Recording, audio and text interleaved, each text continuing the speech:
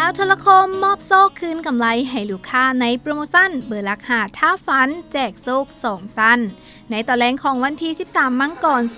2016 ลาวโทรคมได้จัดกิจกรรมแรนดอมมอบโซ่คืนกำไรให้ลูกค้าในโปรโมชั่นเบอร์ลักหาท่าฟันแจกโซ่2 สั้นพิธีดังกล่าวได้จัดขึ้นอยู่ที่ตลาดโพนสว่างเมืองจันทบุรีนครหลวงเวียงจันทน์เข้าร่วมในพิธีมีทานถาวรสมสกุลห้องผู้อำนวยการใหญ่ลาวโทรคมท่านดวงจิตสวัสดิ์บุญมีว่าการหัวหน้าบรรณาธิการหนังสือพิมพ์ปัสสนนายบ้านโพนต้องสว่างพร้อมด้วยสื่อมวลชนสาวค้าขายและลูกค้าที่เข้าไปใช้บริการอยู่ในตลาดดังกล่าวเข้าร่วมเป็นสักขีพยานอีกด้วยโปรโมชั่นเบอร์ลักหาท่าฝันแจกโซ่2 สั้นแม่นการคืนกำไรให้กับลูกค้าของลาวโทรคมซึ่งเริ่มมาตั้งแต่ปี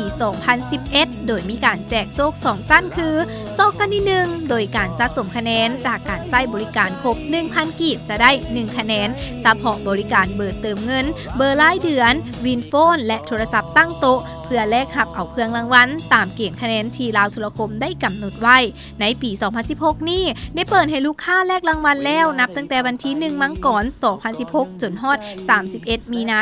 2016 ลูกค้าสามารถไปแลกรับเอาเครื่องรางวัลได้เลยที่ศูนย์บริการลูกค้าลาวโทรคมทุกเมืองทั่วประเทศนอกจากเครื่องรางวัลที่เป็นวัตถุสิ่งของแล้วลูกค้าก็ยังสามารถแลกเอามูลค่าโทรหรือว่าเอาสมงลิดอินเทอร์เน็ต Wi-Fi ฟรีได้ตลอดเวลาตามความต้องการโซ่สั้นที่2เอาคะแนนสะสมไปแลกสิทธิ์100 คะแนนได้1 สิทธิ์วิธีในการปฏิบัติแมนกดดาว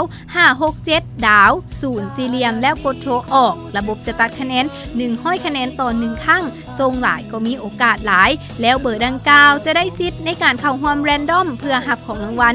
ทุกๆ2 เดือนการแรนดอมมอบโซ่ในมื้อนี้เป็นครั้งที่3รางวัลก็คือรถใหญ่หุ้นไดเอ็กเซนบรูจำนวน1 รางวัลและรางวัลอื่นๆหลายกว่า50 รางวัลกับการแจกโซ่ดีๆของลาวโทรคมลาวโทรคมโทรคมของคนลาวเพื่อสังคมลาว